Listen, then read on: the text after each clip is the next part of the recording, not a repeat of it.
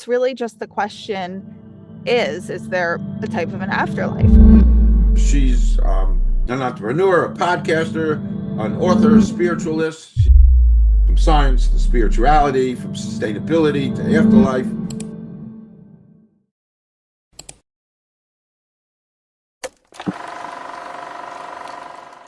Hi, everybody. Welcome. A little different format. I'm talking to Liz Entin, Elizabeth Entin, Liz Entin. A little bit different format. So I'm kind of welcoming everybody to another episode of Conversation with Calvin, We the Species, and beginning now. And Liz is this burst of energy to do this. We're going to explore threads that connect us all. That's what this is about. From science to spirituality, from sustainability to afterlife. That's some of the things we have to look forward to in talking to Liz today. So Liz, and we've been kind of zooming back and forth now for a Yes. month or so. The universe connected us for sure. A while back ago. Liz is extraordinary. She's an entrepreneur, a podcaster, an author, a spiritualist. She's got so many different things going for her. She's the founder of Why Get Wasted, which I think every earthbound citizen should be aware of, which tackles the massive waste crisis. And she's the mind behind WTF, What Happened. You know, she's an author, and she explores also afterlife, uh, actually in scientific terms. So there's an interesting blend with Liz from skepticism and spirituality, science, into all kinds of stuff. So this new monologue for Calvin has concluded. And now I'm going to introduce Liz. And why don't you do a little background, a little bio, and then we're going to jump into your world, which is so fascinating. Take it away. Sure. So, hi, I'm Liz Entin. I'm actually going to give kind of two bios. I'm usually interviewed about one of the companies over or the other. So, I'll give a little bit of both here. I am, first of all, regarding the science and spirituality, I am author and podcast host, as well as host of these private science and spirituality salons. And that is WTF Just Happened. And it's a two-book series with a little mini intro, one book that Calvin had just held up at first, but the main series is WTF Just Happened. And book one is WTF Just Happened, a sciencey skeptic explores grief, healing, and evidence of an afterlife. And book two continues along the same path. And the podcast is the same, WTF Just Happened, all about the afterlife, no woo. And I am also the founder of Why Get Wasted, and we work with events, films, commercials, corporations, private events, really any gatherings of people to help come up with creative solutions to eliminate waste, reduce waste, divert waste, and other climate-based solutions. Perfect, perfect, perfect. So Thanks. we're going to concentrate now a little bit of journey, the journey to Liz Eston. So you got a fascinating background. I said that already. Thank you. But you do, you do. It's fascinating. You studied University of Texas. Uh, Mm-hmm. So Kind fun. of one of my long story, but I kind of like Texas. You became an entrepreneur, and then you embarked on a kind of a deep exploration of spirituality, and I'm all about spirituality. I don't mind letting everybody know that my second novel got a Kirkus star. The title is there's a tortoise in my hair, but the subtitle is A Journey of Spirit. I'm completely filled with spirituality, and that's why Liz and I are here, part that bond between us. Um, can you walk us through that journey, that deep exploration of spirituality, that journey that you took, and what are the things that defined this path for you? Sure. Well, it's funny because I don't even consider myself that spiritual. It's really just the question is there a type of an afterlife, which really comes down to pretty much, though I kind of came across initially an exception to this concept. Is consciousness created by a brain or is it stored somewhere else and entangles with a brain? If it's created by a brain, there's no afterlife. When you die, that's it. If it's entangled with a brain, then it's there's a possibility of an afterlife, multiple different states of consciousness, lives, communicating with our loved ones who've passed away. The only exception I will say, which was the initial thing that got me on this journey, well, sadly, my dad passed away, and my very initial thought at that point, I absolutely assumed consciousness was created by a brain. Anything else made no sense. But that was my very initial thought was, okay, so if you look at our consciousness created by a brain and you come up with the concept of eternity, I mean, eternal big bangs and big crunches, which would have eternal formations of Goldilocks planets, which, planets habitable to life, there would be constant evolutions of humans or other equally complex intelligent creatures. And there's no way, when you think of the concept of eternity, even if it took trillions to the trillionth power years, that another set of brain neurons wouldn't come together to create another, not me as Liz, but another being that I got to be, as in, the way people who believe in reincarnation think there's multiple lives. So at that point, my deep grief, I was like, well, never crossed my mind ever before that we lived more than this one life. So while that didn't at that moment necessarily fully use my grief, I was like, well, that's certainly better than eternal obliteration. And then that was the game changer because I Googled that thought. And that's where, I've since come to change my mind, but about consciousness created by a brain versus downloaded by it. But that's where I found the first actual valid reason to think there's an afterlife. I found two researchers. One had passed away, but he still had wonderful research. And the other was his protege. Dr. Ian Stevenson is the one who passed, and Dr. Jim Tucker is the one who took over his research. Child psychiatrists, professors at the University of Virginia, studying cases of kids with past life memories.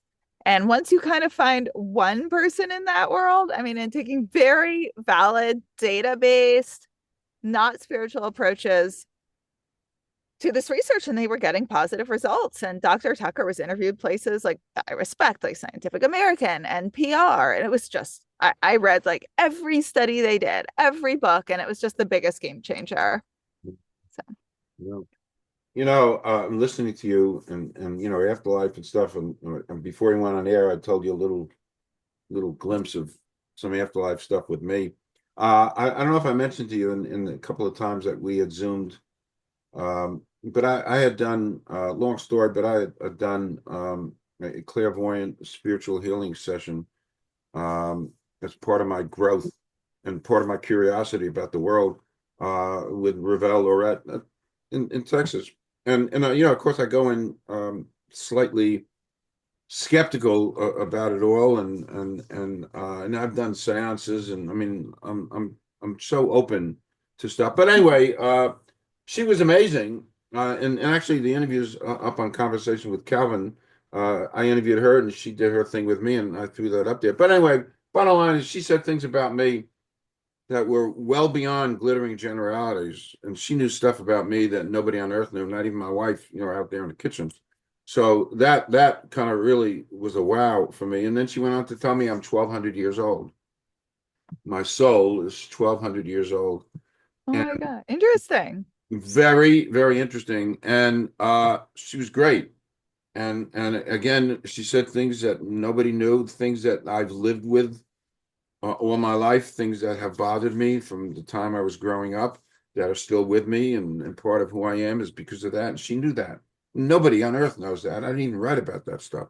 So it's rather haunting. So your world is rather haunting, the things that you're doing. So moving on, your work is a bridge between science and spirituality, and again, that really fascinates me. I told you that. And so what first sparked your interest in exploring afterlife from a skeptical scientific perspective?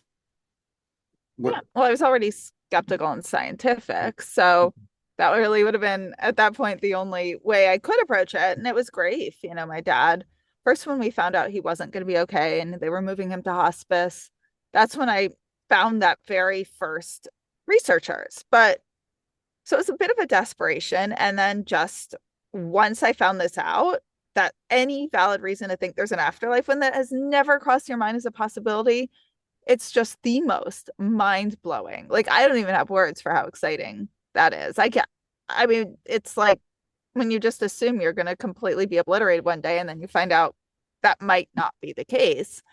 So, what's also interesting with discovering Dr. Jim Tucker is he's part of a group at the University of Virginia called the Division of Perceptual Studies, and they study cases of and they study all sorts of things related to the afterlife in a very valid way. They also study like psychic abilities and psi abilities. And, for example, I found Dr. Bruce Grayson through them, and he is a psychiatrist who studies near-death experiences. And that's when someone clinically passes away. They have all their vitals, heart stops, brain stops, and then they're resuscitated medically. And they just have these absolutely inexplicable experiences. And, then also through finding the vision of perceptual studies, you find all these other researchers. I mean, there's two researchers, Dr. Sir Roger Penrose and Dr. Stuart Hameroff, and they worked with Stephen Hawking. So there's some valid people. They aren't part of University of Virginia, but they are researching a theory that is kind of above my pay grade to explain clearly, but essentially ways that the brain could work where consciousness could not be created by it, but downloaded by it there. And I found, a lot of research on psychic mediums. And that was one thing I really delved into. I found Dr. Julie Beischel and Mark Bacuzzi. They are husband and wife and co-founders of the Windbridge Institute. And Dr. Beischel was a pharmacologist before pursuing this. And so she's very science-minded, and they do up to quintuple blinded studies on psychic mediums. And some of the mediums were getting ridiculously accurate information.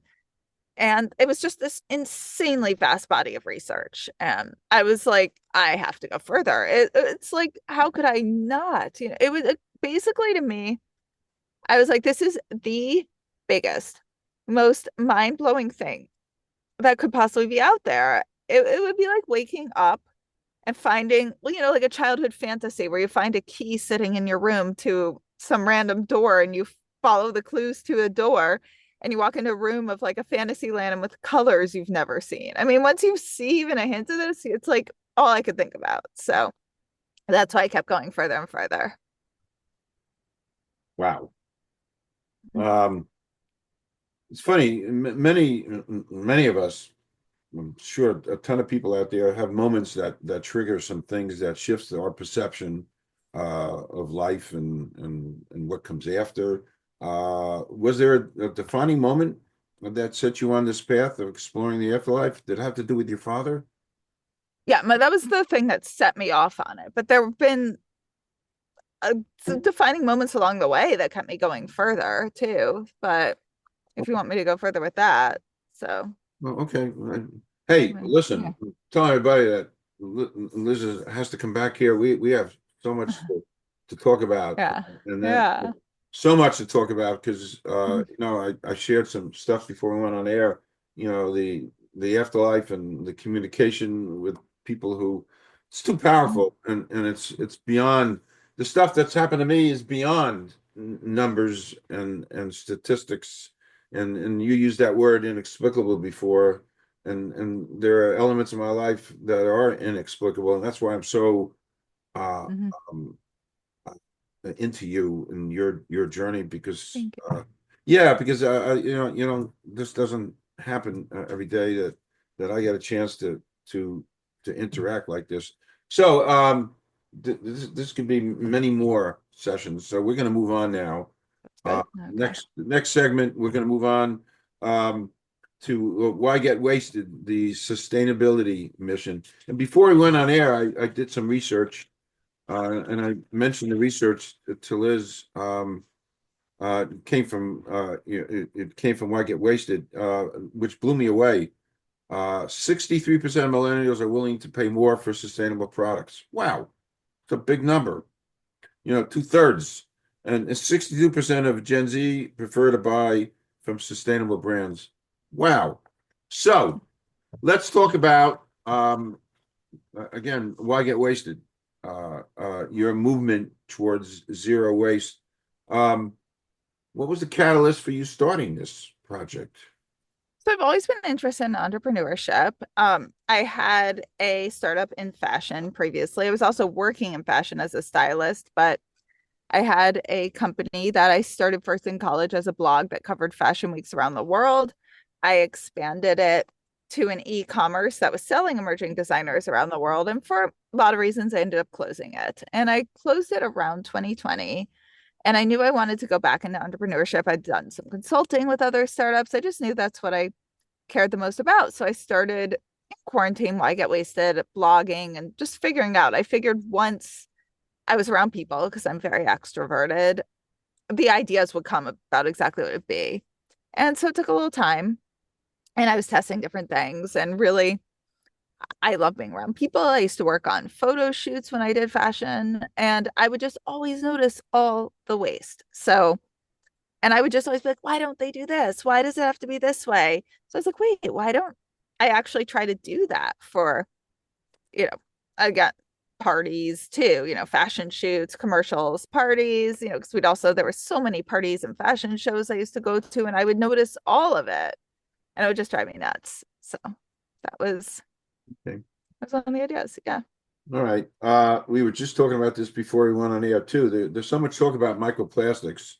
And in Yes. parenthesis, I've done reading and they found microplastics in breast milk and in brain tissue. Scary stuff. Yes. Really scary. And we got forever chemicals and the damage that's already been done to our planet. In your view, is zero waste a reality, or is it a reality, or just an idea that sounds good?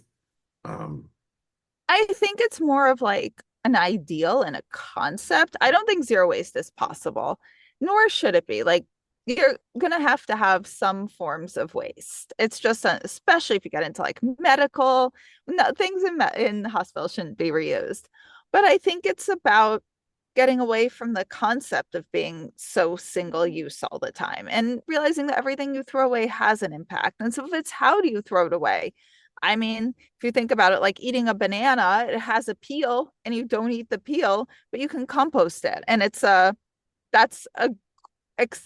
good, environmentally friendly type of disposable. So it's what is disposable?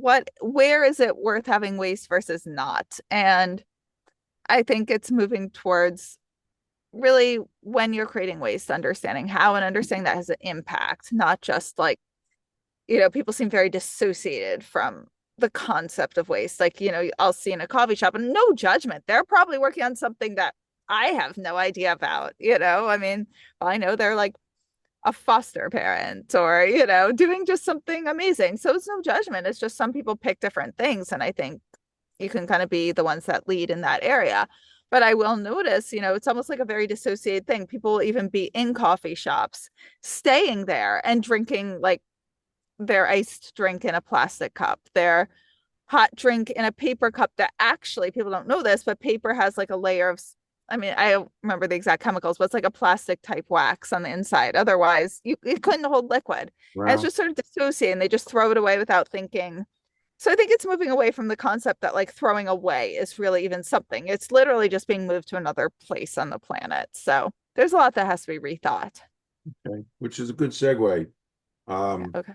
I always like to talk about hope. Um, Hmm. I do. I had we had it for a couple of years ago. For a couple of years, we had a group called Climate Optimist. That was the name of well, people from all over the world were in that. It was a little think tank we put together, and they're on conversation with Calvin. We'd put together think tanks and talk about different topics. Uh, um, so despite the challenges we face, hope is an element that keeps movements alive. Um, what gives you hope that we can make it? With climate. Oof. Yeah. You know, science that when people put their minds to it, they can be incredibly innovative and incredibly smart, especially.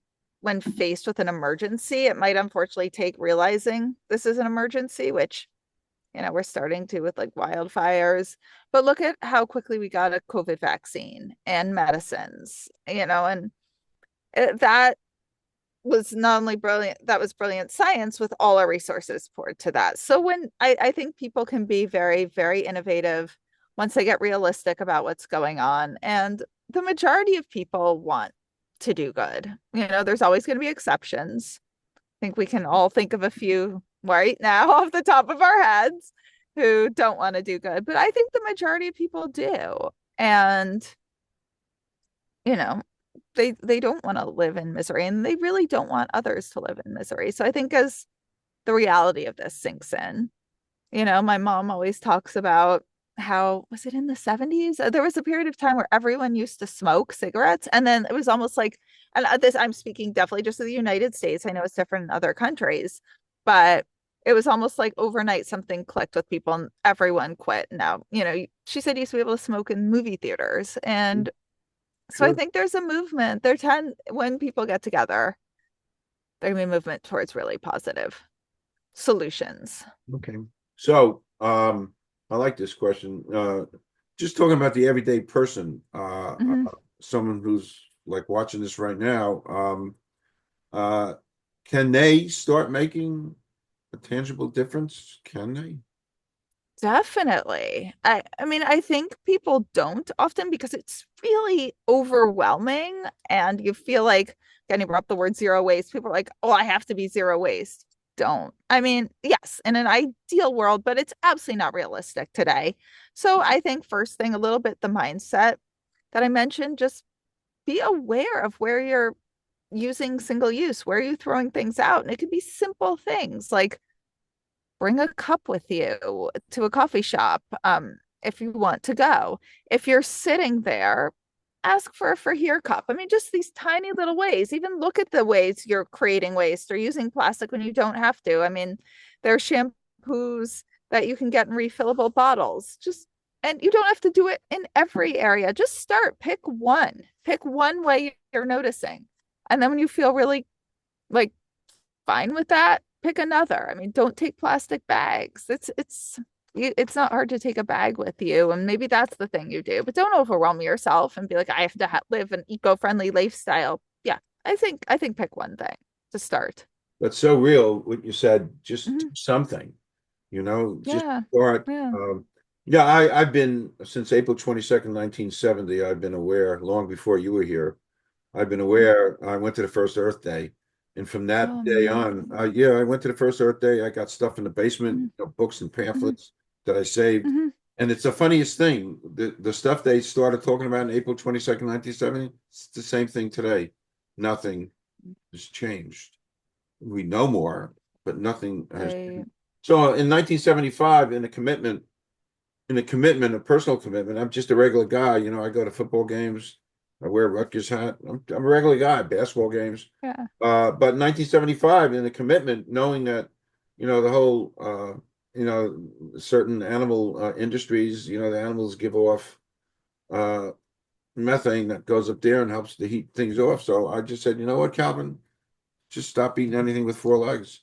So 19, and it wasn't easy, hot dogs, steaks, filet mignon, that kind of stuff. Loved, loved, loved, still love it, but I haven't eaten it since 1975. Amazing. So my personal, hey, everybody's different, but it's all steps. All right, moving on. Next segment. God, we could talk for hours, and we will. Yes. Not now, but we Yes. will. Um, Yes. let's what the WTF? I don't WTF just happened. Let's explore some afterlife stuff. So you have a podcast, and you have the book WTF. This came from Amazon. Uh, uh, WTF just happened. So you dive into science of life and death, and you talked about it a little bit. Uh, what's the most compelling piece of evidence you've encountered that makes you think there's something beyond this life? It's interesting because I can't say there's the one most compelling because if you take each individual thing, you can always say, well, we haven't figured out. Someone probably missed something, someone's misinterpreting.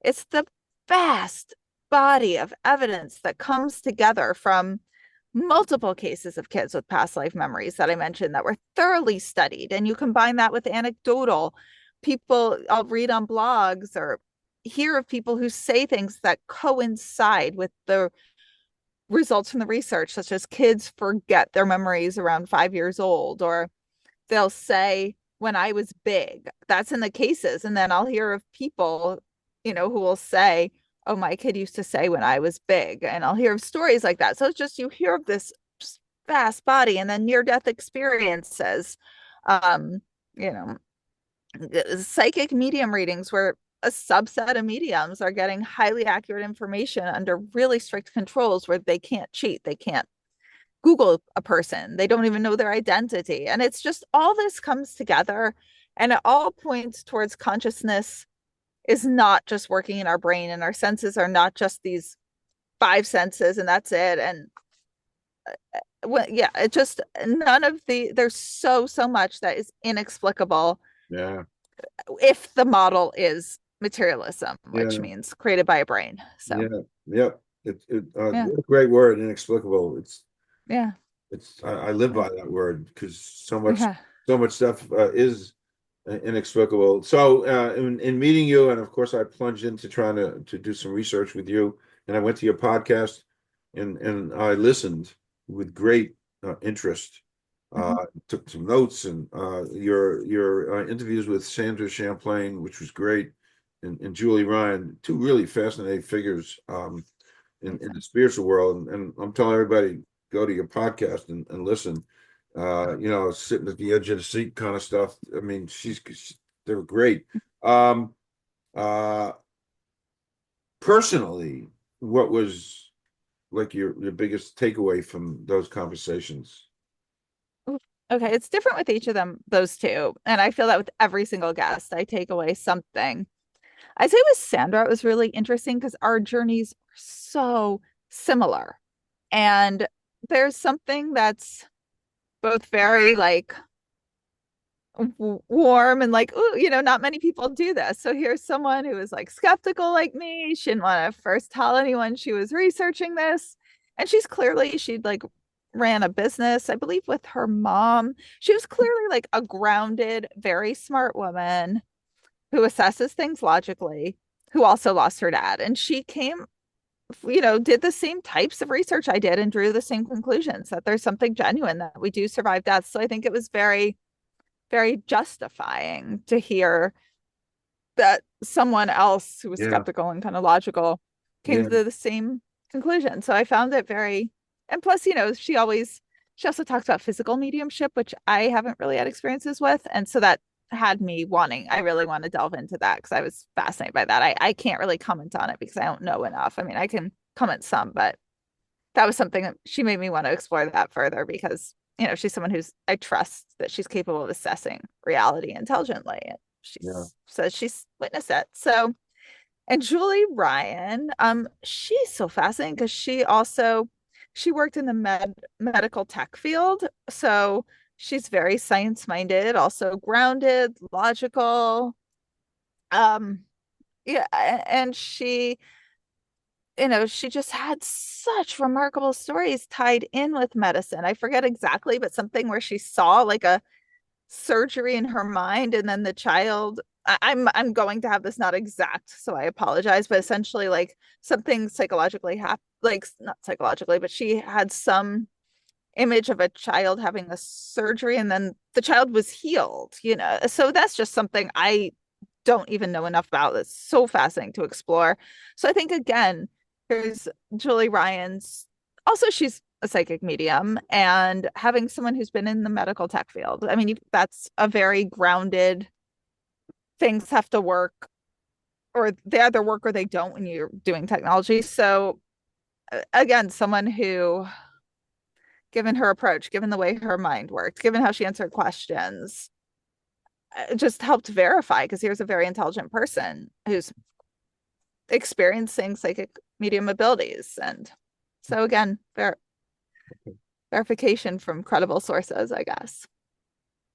So listening to you, and my takeaway, and of course, reading about you and stuff, Mhm. there's a thing between, I think we all have it. Um, I live it every day of my life, is skepticism and being open-minded. Mhm. So at this moment in time, Liz Entin, where are you leaning more towards being a believer? Uh, there was an old Monkey song, Daydream Believer. Are you before your time? But do you lean between being a believer or being a skeptic, or it's an evolution, or are you evolving that way? Oh, that's kind of in a way the wrong question, wrong approach. Like, I think most people think if you think there's an afterlife or anything like that, it comes from a place of belief, not skepticism. Skepticism often is misinterpreted as being like ardent denialism. Like, there's no way this is could be. And you ask them why, like through their research, and they haven't researched it.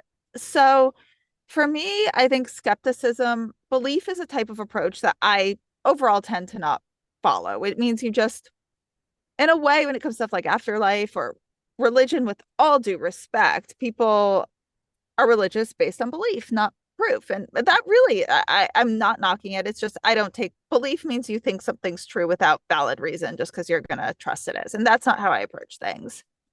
So skepticism, I think of it more as an approach where you question things don't make sense, you evaluate. So I still consider myself skeptical, but there is such strong evidence that I think there isn't most likely an afterlife. And if not, there's going to be some form of science we can't even begin to understand that would explain what I've seen.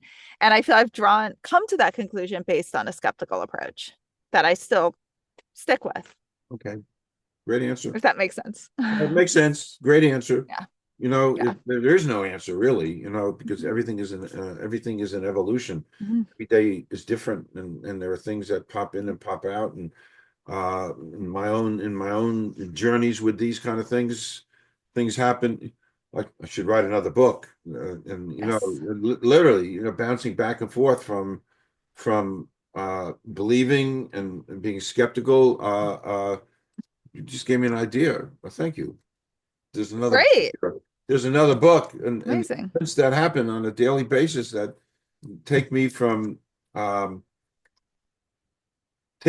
being a believer to being skeptical. Literally Mhm. a day to day. Yeah, I had a jolt. I had a spiritual jolt. I had a spiritual jolt 5 weeks ago. Uh, Oh, I'll share it with you. It's really interesting. yeah. So I have a condition called AFib. It's very common, and I've been stuck in it for 15 years. And after spending 5 days in the hospital, um, uh, back in November, and had a million things done to me. In January, I went to see my doctors, who I love to death. They're so great, and friends. And they said, you know what, Calvin, your body wants to be an AFib. Just live with it, and it's not that they give up, they're great, but as long as you don't have symptoms. So I resigned myself, but 15 years and stuff, and boom. And then in early February, one of my dearest friends passed. He was out. Great. He was out in Arizona, had major surgery, and day before we were BSing, and he wasn't doing great, and he passed. And then Yeah. I was really troubled by that, and so and he had passed. I didn't know. So for 3 days he had been gone, and then I found out through social media, and I was devastated. So I decided to channel him. And he knows all about my journey with AFib in particular. And 3 days later, out of the random universe, I went out of AFib. That does not happen, and I've been normal. That's insane. Yeah, That's amazing. yeah. So I think he must have said something up there as a friend to help me, because Yeah. medically it's a progressive disease. It doesn't get better, and I'd had everything done. So So yeah, sure. Skeptics are going to say, we were just talking about skeptics and believing. Skeptics will say, hey, it happened. They do happen. Things do happen. But anyway, all right, moving on, because I'm so drawn to talking about this stuff with you, because I'm Oh, just looking for understanding and answers and people to commiserate with, and that's our metaphysical thing here. Um, the last major segment we want to talk about spirituality and personal growth. Um, Defining spirituality, that's just probably one of the vaguest things in the world. What does it mean to you? I know what it means to me. oof. It's funny because I don't even consider myself that spiritual a person. I just feel that I try to be a very realistic person, and the evidence again goes towards, that there is other states of consciousness, some physical, not physical, and that means my loved ones are still around me, including like grandparents, I see my dad, my mentor passed, who was kind of like a second mom. And so it's like seeing that there's other layers of the world that I can, try to reach out to and see if there's ways they can help me. And so this is just fascinating too. So there's a constant curiosity. It's like exploring, the only other thing I could think that'd be this fascinating would be going into outer space. And it's like to me, it's like a combination of I guess just constantly learning and exploring combined with just thinking there's so much more to the world than we began to ever know. Okay. And what ways can I bring that into my life? It's like another layer I bring into my life and how I approach Okay. everything. Okay. Um, you talk about science, spirituality, Mhm. um, quantum mechanics, we got AI. I mean, we've got so much heavy, Mhm. consciousness stuff. There's just so much Mhm. floating around. It's funny. I always wonder, will science ever uh, prove, will science or AI prove the existence of the soul? I mean, this is heavy stuff, you know? I Yeah. don't know. Do you think maybe? I don't know. I Yeah. just so don't relate to the word soul that when I hear the word soul, I'm like, no. But if that means like our core, like consciousness, who we are, and again, it's not physical and it's not only us in these lives, and these lives are just like one tiny part of us, just like a day in kindergarten, it's a tiny part of us that these lives all come together and create some part of us that continues eternally and we're conscious or it continues for a very long time. I think there's already science gathering evidence of it. And if it's true, that evidence is just going to keep accumulating the further the science goes. So, And I think, if they ever do prove that, uh, maybe it'll help people live a better, more righteous kind of life and doing mhm, good for people because, you're going to come back and mm, mhm, mm. I have these things almost every day, knowing since I interacted with Ravel and telling me I'm 1,200 years old. I have this. I'd love to talk to somebody about it. Maybe you someday. This thing with deja vu. It's all over me, and it's wow. been over me for many, many, many years. Beginning when I was out in Sedona, 6 or 7, 10 times, whatever it was, and all of a sudden I'm starting. I mean, I could be driving a car and I pass an old house and there's trees and there's some shade on the side and I look at it and I pass it and I've been there before. I was there in the 1800s. I mean, I think that it's crazy, but all over me all the time. I've seen this before. It's crazy. Um, Last serious question. Yes. The last serious question. You have something called co-work community. Uh, Mhm. Tell us a little bit about that and what inspired you to create that. Tell us about that. Sure. It's not even like one of my businesses. It's just something I do when you're an entrepreneur and writing. There's a lot of alone time, and I am the most extroverted person. Like I want to be around people all the time, and I love community. So, a lot of aspects of my job, I can work from anywhere from different cafes. So I just bring people together and have us come work together in cafes and support one another's businesses. And I definitely do not want to do it as a business. I don't want like it's just like I want to be able to be like, hey, I'm going to work at this cafe. Everyone come and not have to like plan it professionally and make sure everyone, all the stuff I would do if it was a business. So it's just a really, I just like it. It helps me bring people together and Great. keep me like, It's great. and I've met great friends that way, and it keeps me working with people. Okay, great. And that's part of the energy, Yeah. people meet and, there's energies that are transmitted and, I feel this stuff. Yeah. It's been a great journey having known you. Oh, Well, it thank you. really has been, and it's just the beginning because, it's more Hmm. thanks to a journey, because we experience the same things. We have so many of the same interests. Yes, very true. The whole spirits stuff. All right, fun stuff. A couple of fun things. Yes. I borrowed this question from one of my favorite journalists.